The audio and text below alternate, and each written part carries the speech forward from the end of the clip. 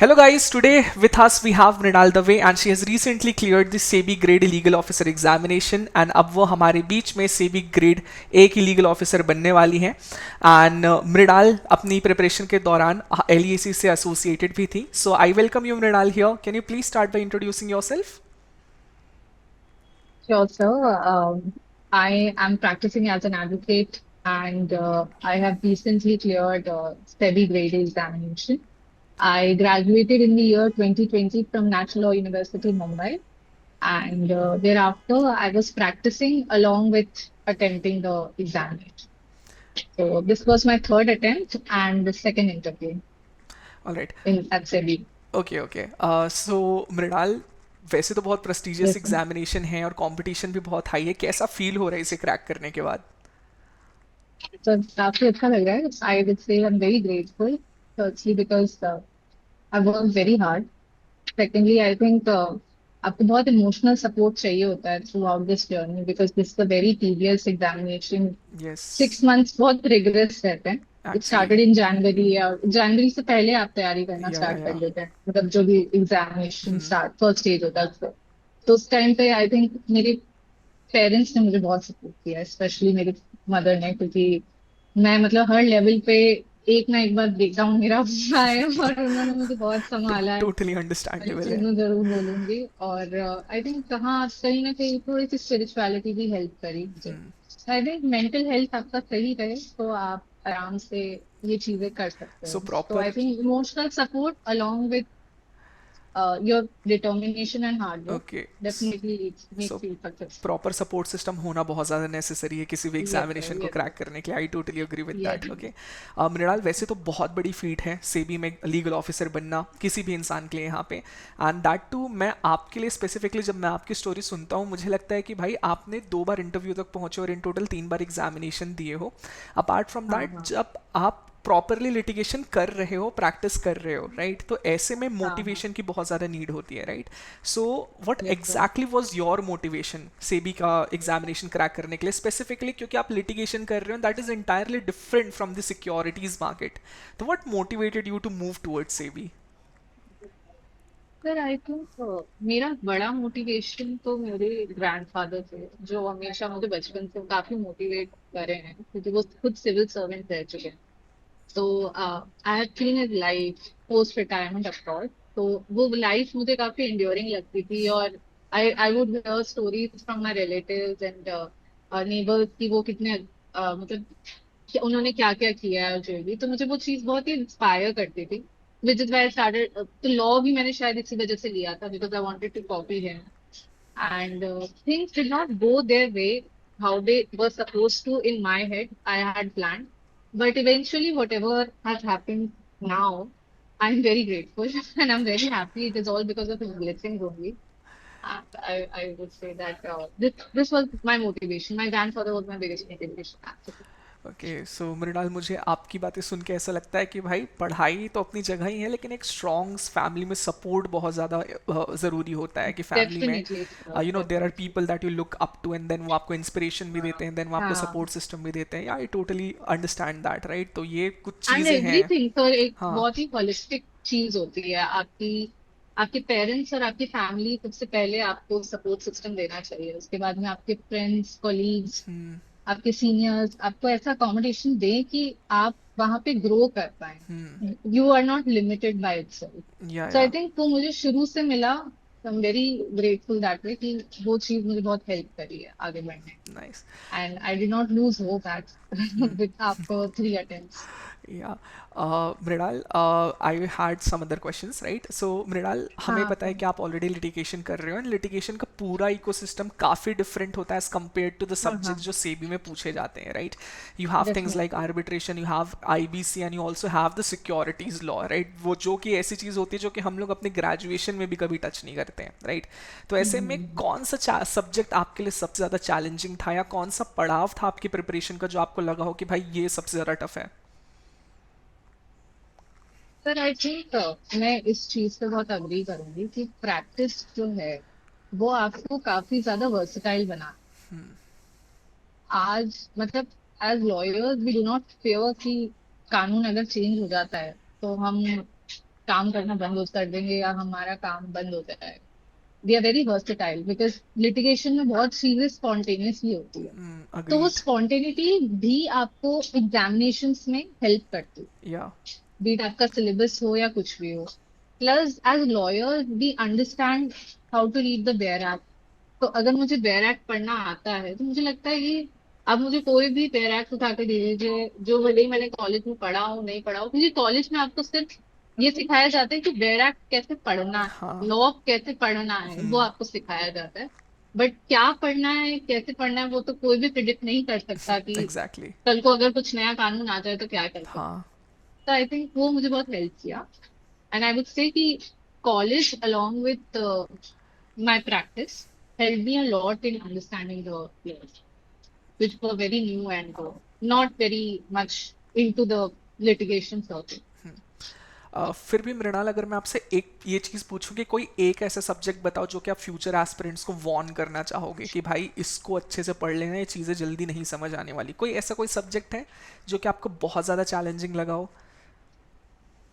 So I would say security, of course, because security के साथ में ऐसा ये है कि security in law in general वो बहुत ही न्यू। प्लस सेबी के रेगुलेशंस भी हर 3-4 महीने में चेंज होते रहते हैं। एग्जैक्टली, टू मेनी नए अमेंडमेंट्स। नए, हाँ, और नए नए कॉन्सेप्ट्स अलग आते रहते हैं, उनके जार्गन्स बहुत अलग हैं, तो या। उन जार्गन से सिमिलैरिटी बिठाना एक बहुत बड़ा टास्क है अपने आप। तो वो अगर आप कर लें तो आपके लिए बहुत इजी हो जाएगा। तो मेरे को सबसे ज्यादा टाइम तो सिक्योरिटीज में ही लगा, आई वुड से, क्योंकि उसमें कुछ कुछ रेगुलेशंस में तो कैलकुलेशंस तक है अगर आप टेक ओवर कोड वगैरह पढ़े तो, exactly. And which are very important in this examination. Okay. तो या तो ये चीज़ें तो हो गई। एंड हमारे सेबी के एग्जामिनेशन में you have phase one examination जिसके अंदर 2 पेपर्स हैं, फेज़ टू एग्जामिनेशन जिसके अंदर 2 पेपर्स हैं, and then you have the interviews, right? So can you explain to us कि आपने किस तरह के रिसोर्सेज को रेफर किया था इन सब फेजेस के प्रिपरेशन के लिए? सर फेज वन में 2 पेपर्स होते हैं, एक जनरल एप्टीट्यूड है और एक पेपर टू है जो कि आपके लीगल सब्जेक्ट से रिलेटेड है। तो SEBI as an examination has this very good thing कि उनका सिलेबस बहुत ही defined. This is what I like yes about yes SEBI कि एग्जैक्टली। बहुत डिफाइंड सिलेबस है आपका। और मतलब नॉट नेसेसरली उनका जो वेटेज होता है वो दिखाया जैसा होता है वैसा वो फॉलो करेंगे। It's been clear, very clear with that, और पेपर में भी आपको दिखेगा। बट हाँ, आपको क्लैरिटी मिल जाती है कि ये सब्जेक्ट्स हैं और ऐसे हैं।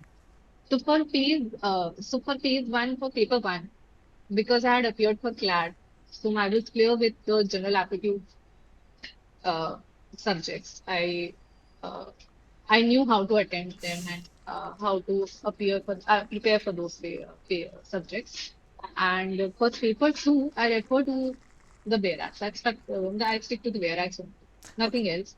For iOS, I would say I refer to my college notes, nothing else. तो इज़ इट सेफ टू से कि अगर किसी और को भी सेबी का लीगल ऑफिसर क्रैक करना है तो अगर वो लॉ सब्जेक्ट्स के लिए सिर्फ बेयर एक्ट पे ही रेफर करता है तो it is completely fine without referring to any other books? Sir बहुत इंडिविजुअलिस्टिक है, मैं ये कहूंगी। मैंने पहले क्योंकि जुडिशरी के लिए भी प्रिपेयर किया है अलोंग विथ माय प्रैक्टिस, तो मेरी जो कॉन्सेप्ट क्लैरिटी है, तो मैंने I was very thorough with those standard books that are given, theoretical books जो दी जाती है आप, स्टैंडर्ड बुक्स, यस यस। वो मैंने बहुत अच्छे से पढ़ रखी थी, तो मेरे कॉन्सेप्ट्स बहुत क्लियर। अगर किसी का कॉन्सेप्ट क्लियर नहीं है तो आई वुड सजेस्ट कि वो सीपीसी के लिए तकवानी ये सब पढ़कर ही फिर वो बैराक पे स्विच करें, because then it gets very helpful. आपके कॉन्सेप्ट्स क्लियर होने बहुत जरूरी है, अदरवाइज आप बैराक को समझ नहीं पाएंगे। ये चीज मैं बोलूंगी, और ये बहुत इंडिविजुअलिस्टिक है वैसे। ओके ठीक है, तो इसके अलावा और कौन सी ऐसे मिस्टेक्स है जो फ्यूचर एस्पिरेंट्स को अवॉइड करनी चाहिए अपने प्रिपरेशन के टाइम पे? एक तो ये हो गया कि अगर आपको आइडिया नहीं है तो ज़्यादा बेयर एक्स पे रिलाई नहीं करना चाहिए। हाँ, concept clarity is what matters most, and if you have that very you important. can go and refer the Bayer Acts, but अगर concept clarity नहीं है तो पहले concept को clear करके आओ, उसके बाद Bayer Act पे reliance दिखा सकते हो। but apart from that ठीक है कोई और ऐसी mistake है जो कि aspirants को ध्यान रखना चाहिए कि वो commit ना करें? सर, एक और चीज है, जैसे जब आप जनरल एप्टीट्यूड का पेपर अटेम्प्ट करते हैं तो जैसे क्या होता है ना, क्लैट में तो आपके पास में 2 घंटे होते हैं।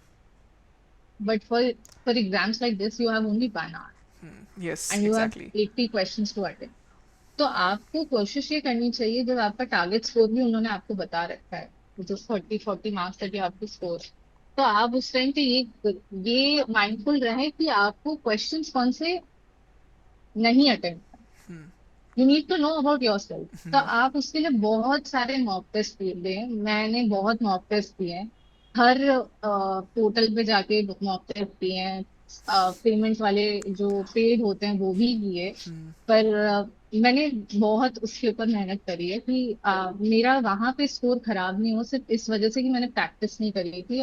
और ये आप स्किल्स प्रैक्टिस से ही डेवलप करते हो।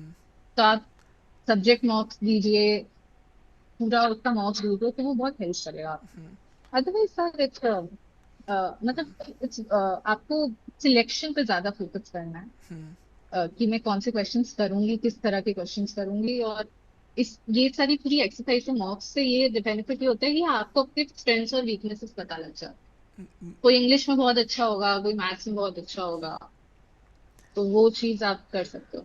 Totally make sense, right. तो मेन मिस्टेक ये है कि भाई सिर्फ कॉन्सेप्चुअल क्लैरिटी के चक्कर में नहीं बैठना है, प्रॉपर तरीके से खुद को टेस्ट भी करना है कि भाई सही से टाइम पे एग्जामिनेशन खत्म भी कर पा रहा हूँ कि नहीं, और क्वेश्चंस को टैकल कर हाँ, पा रहा हूँ कि नहीं। आई टोटली अग्री, सेम एग्जैक्टली। हम भी हमारे बच्चों को कम सेम चीज़ रिपीटेटिवली कहते रहते हैं कि भाई मॉक्स दो टेस्ट अटेम्प्ट करो, एंड उससे लेजिट हाँ बहुत ज़्यादा हाँ, फर्क पड़ जाता है, राइट। सो बहुत फर्क पड़ता है बहुत, इसका। तो कोई भी अगर एस्पिरेंट है तो उसके लिए बहुत ज़्यादा मैंडेटरी है कि भाई आपको प्रैक्टिस टेस्ट मॉक्स वगैरह तो देने ही है। जिन रिसोर्सेज को रेफर कर सकते हो, रिसोर्सेज को रेफर करने ही करने हैं, ठीक है। चलो, apart from that, Mrinal, can you tell us कि how LEAC helped you out in your preparation?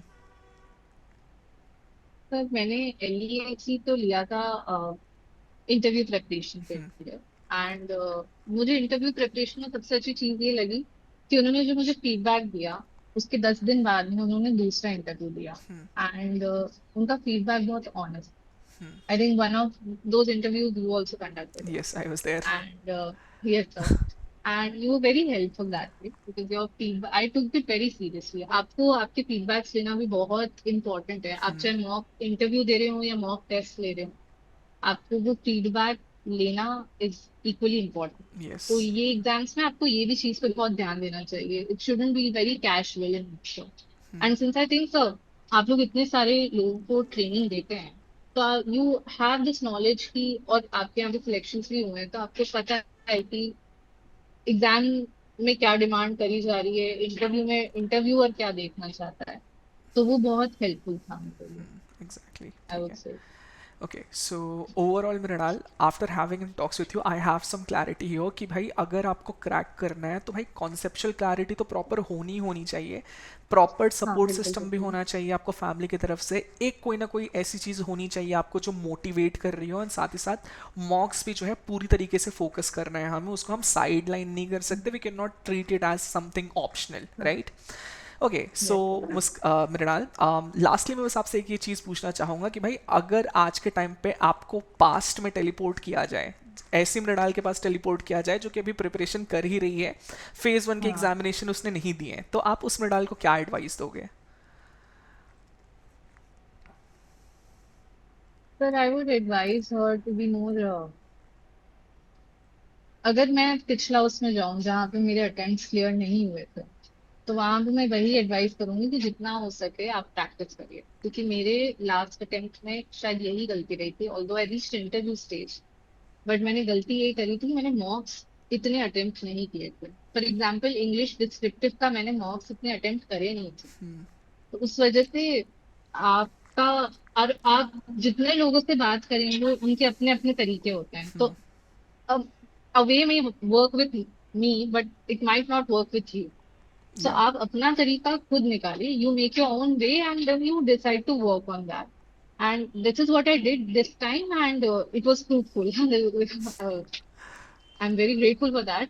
But वो काफी fruitful रहा, but not necessarily, पर आपको अपने इंट्रोस्पेक्ट करना अपनी चीजों पे और उस पे वर्क करना बहुत इंपॉर्टेंट है। ये दो चीजें आप कर लीजिए तो कोई भी एग्जाम ऐसा नहीं है जो क्रैक नहीं हो सकता, आई थिंक। अब मुझे लगता है कि वो सब मुझे फॉलो करना चाहिए था तब। but still we are here and we are हाँ now a legal officer, right?